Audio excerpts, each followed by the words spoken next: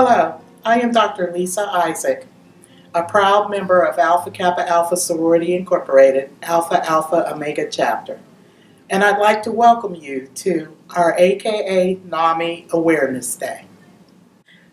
NAMI is one of our international program partners, and today, April 14th, 2018, chapters of Alpha Kappa Alpha Sorority all over the world are working together with NAMI to raise awareness of mental illness and erase stigma regarding the subject.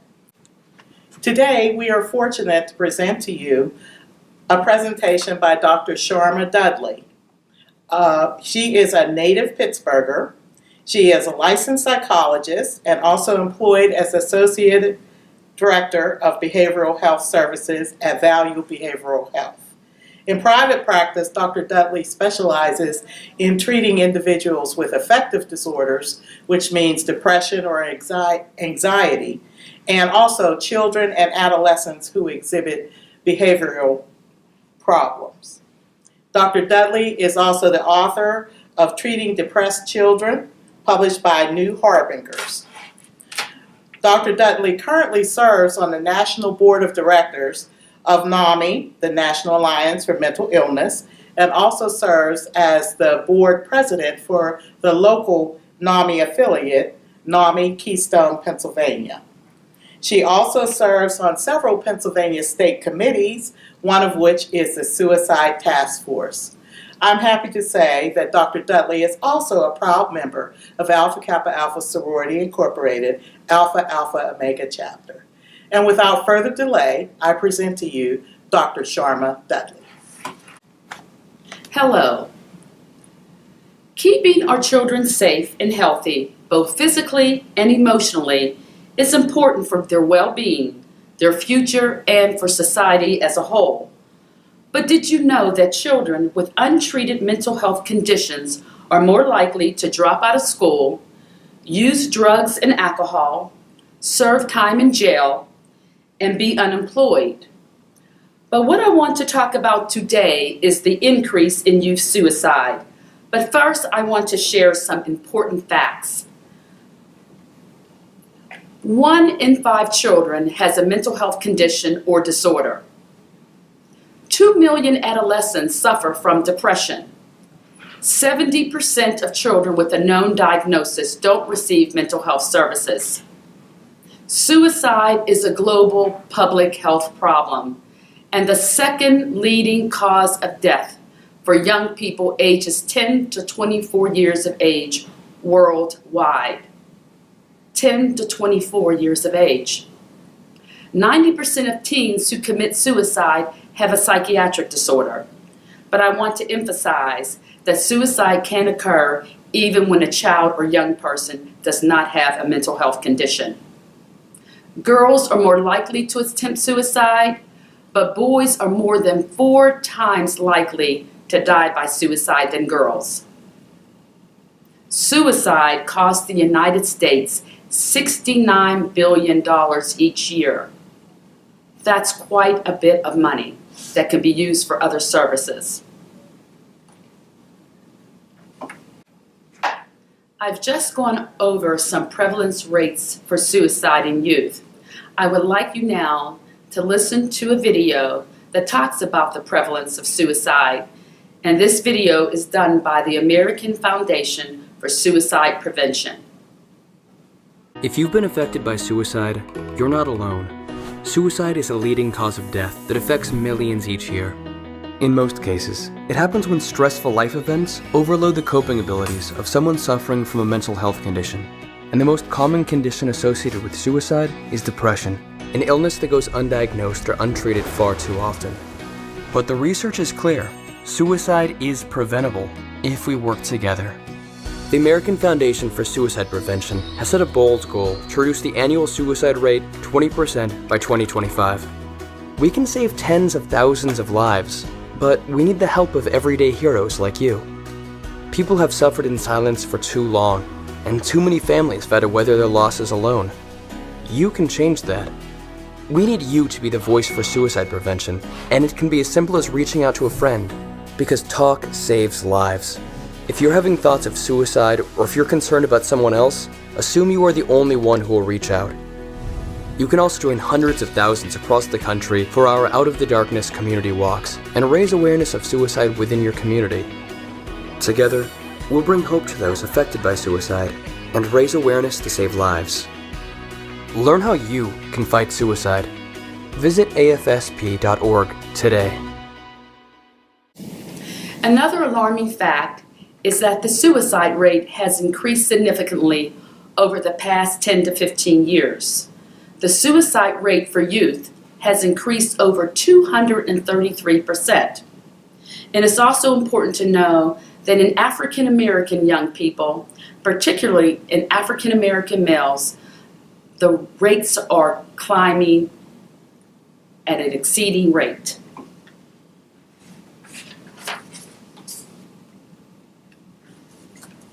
What actually is suicidal behavior?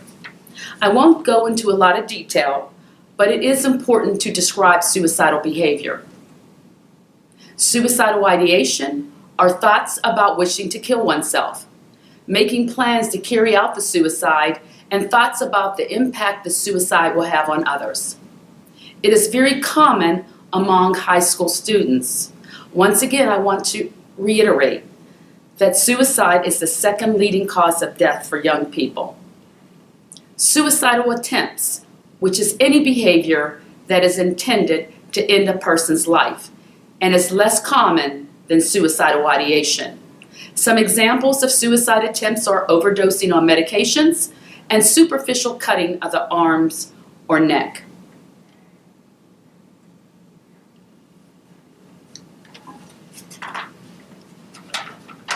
Also, suicidal behavior is more common in females than males. It is also more frequent in children and adolescents with psychiatric disorders, especially those with depression and bipolar disorder. It is also important to note that children with significant anxiety disorders are also at risk for suicide. Suicide risk is also on the increase when a child or adolescent experience a stressful situation. A stressful life situation can be bullying, and this is very significant today with the increased rise in cyberbullying. Family stressors like the death of a loved one, a close family member, or anything that happens that could be traumatic in the child's life can pose a risk for suicide. Suicidal behavior is also more common in youth who have made prior attempts, when there is a family history of mood disorders or suicide. When I reference mood disorders, I'm referring to depression and bipolar disorder in particular. Youth who have experienced a stressful life situation, such as trauma, that may include physical and sexual abuse, are more at risk for exhibiting suicidal behavior. It is also important to note that a non-supportive or neglectful home environment also increases the risk for suicidal behavior. What are some of the warning signs? First of all, you must be aware of any change in behavior or mood. There are times when loved ones don't see any of the significant warning signs. And sometimes it's very difficult and cope when a child has made a suicidal attempt and the parents aren't aware of it. I'm going to talk to you a little bit about some of the warning signs that you may see in a youth that may be at risk. One of the warning signs is talking about wanting to die, feeling hopeless, talking about being a burden to others, increasing the use of alcohol or drugs, or for a child or adolescent that does not use drugs or alcohol when they begin to experiment. A child may begin to act extremely anxious or agitated. Also, sleep disturbances may occur where there is a change in their sleep behavior. Either they will be sleeping too little or maybe too much. Sometimes children or adolescents will show rage, and sometimes they may talk about revenge or display extreme mood swings. It's really important to have open communication with your child or adolescent. Talking about things is okay. There are also risk factors. It is important to know what these risk factors are and what can contribute to suicidal behavior. Mental illness, substance abuse, firearms in the household, a previous suicide attempt, non-suicidal injury. And non-suicidal injury can mean things like cutting themselves, scratching themselves, anything that is self-injurious. Exposure to a friend's or family member's suicide. Sometimes there's what's called is suicide contagion. This frequently happens in schools when a youth has committed suicide. Another youth may also commit suicide. Low self-esteem, exposure to domestic violence, history of trauma or abuse.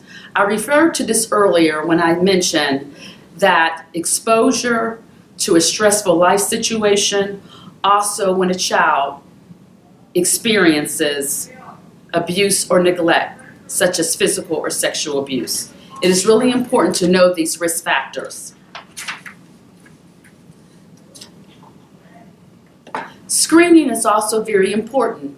I won't go into much detail about it, but anytime your child or adolescent goes to a doctor's office or goes to an emergency room, it is really important that that child is screened.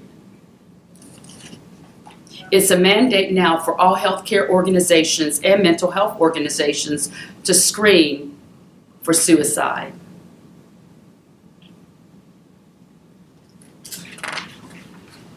What are the barriers? When a child or adolescent experiences a mental health condition, oftentimes there are barriers to treatment. What are some of the barriers? One of the barriers is lack of access to services. Failure to screen appropriately for mental health issues during early childhood.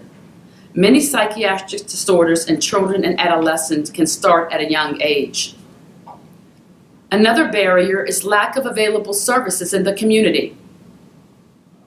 One barrier that exists for mental health professionals is lack of training and clinical supervision. But the most important barrier is stigma. Stigma continues to exist in our families and in our communities. This needs to change. That's why we're here today, to stomp out stigma. And we need to look at mental health conditions in the very same way as we look at physical health conditions, such as diabetes, asthma, and obesity. What are some of the protective factors? Protective factors should be in place for a child or adolescent. When protective factors are in place, this can help prevent suicide. Well, what are some of the protective factors? Natural supports, including family and friends. Connection to schools and community. Active engagement with family. Safe schools. It is really important for our schools across the country to be safe and nurturing, to focus on high academic achievement, and this will foster self-esteem. When these protective factors are in place, this can prevent and reduce suicidal behavior. Another protective factor is reduce access to firearms. Once again, to focus on academic achievement. And also, one of the most important things is social connectedness. Children and adolescents should have healthy, pro-social peer groups. It is also important to emphasize that oftentimes it's another child or adolescent that knows when their friend is thinking about suicide. Isolation is not the way to go. It's social connectedness. We know today with social media that many of our young people, particularly our adolescents, isolate. They're on their phones, they're playing videos. But the most important to emphasize for parents out there teachers, and anyone that has young people in their lives. Social connectedness is the key. Talking to someone about suicide can be scary, and sometimes it can be anxiety-provoking. Even mental health professionals struggle with this. However, there is an approach that can be used by anyone and is highly recommended. And this approach is called QPR, Question, Persuade, and Refer. And I'm going to briefly go over it. But many states around the country are offering this program, and anyone can be trained in this approach. Basically, it's an approach to confront someone about their possible thoughts of suicide. It's not intended to be counseling, treatment, or therapy. It is a means to offer hope through positive action. And there are 3 simple steps. The first one is question. Question the person about suicide. Ask if they had any thoughts about it, feelings, or even plans. Do not be afraid to ask. Remember, asking a person about suicide does not increase the risk. The next step is persuade. Persuade the person to get help. Remember to listen carefully and then say, "Let me help you. Come with me to find help." Once again, you don't have to be a trained professional to learn these steps.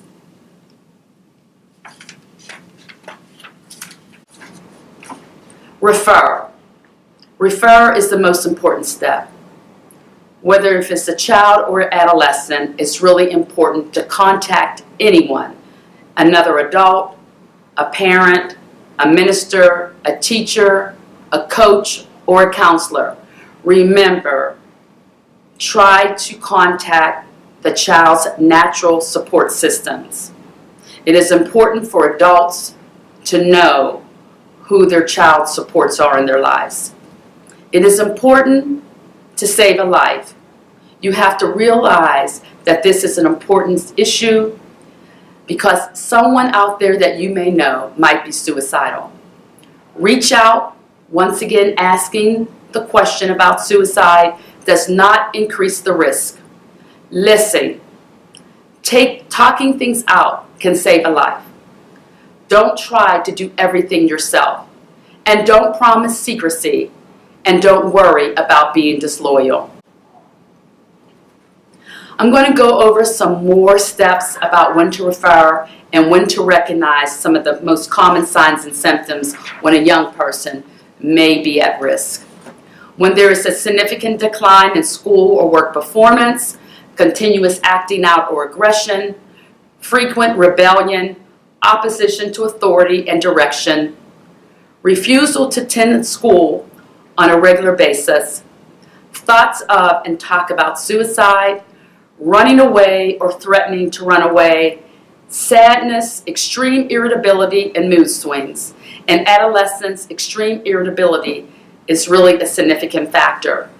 Also, appetite changes. Vandalism, criminal activity, or other destructive behavior is also signs that a child may be needing to receive mental health treatment. Sexual acting out, lying, cheating, stealing, or other conduct-related problems may also indicate that the child is at risk. Many physical complaints, where children have excessive worry and or anxiety, also may be an indication that they may be at risk. Excessive temper tantrums, particularly in younger children. What do you do?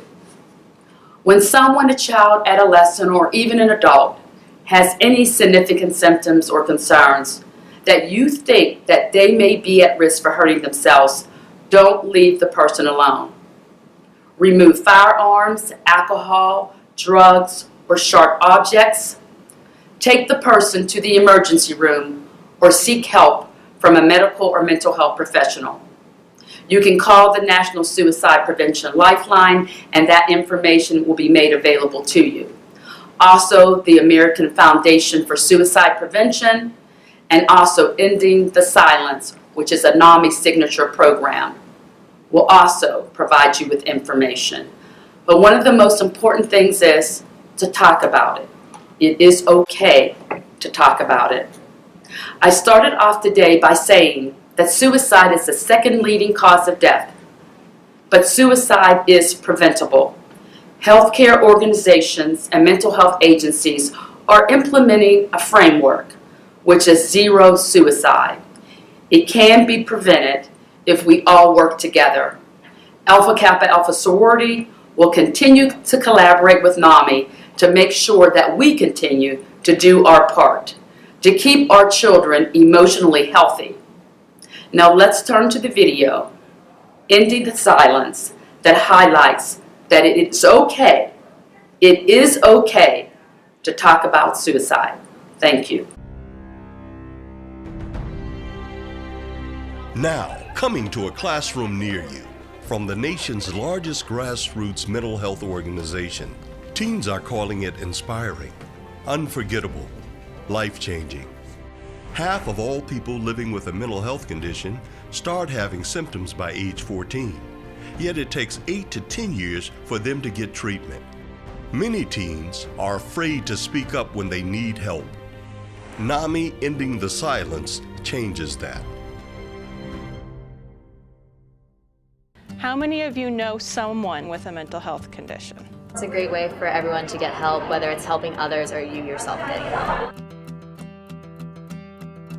It was such a touching experience. I have friends and family that go through this. It was an eye-opening experience to see. This could help so much if so many other classes and schools were introduced to things like this. Recovery is possible and there is hope. They have lots of perceptions that you see in the media or shows that they watch. I don't think really helps them to understand what mental illness is. They need to know the warning signs. A program like this obviously gives them that information. For kids at this age, it's vital. There are plenty of programs that people can go to learn facts about mental health, but hearing a real story and talking to a real person and seeing that person be successful and seeing them be happy and telling their story gives kids such hope and such practical skills. They'll be able to use these skills for the rest of their lives after seeing this presentation. I would definitely recommend this presentation to other schools and other teenagers across the world. It's been a wonderful experience for our students to be working with NAMI. In any education setting, when students are sharing with their peers, it's more likely to be a meaningful experience for them than being just offered or searching for that information on their own. When I was at my lowest point, I definitely would have benefited from hearing someone else's story like mine. And it would have been really nice to know that there are other people out there like me. Now I know the signs that they go through so I can recognize it, and now I know what I can do to help them out.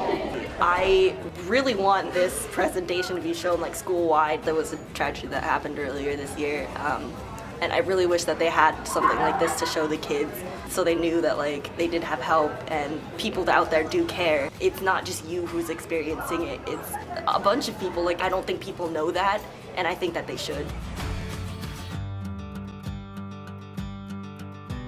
To learn more about how you can bring NAMI Ending the Silence to a school near you, visit nami.org/ETS or call us at 800-950-NAMI.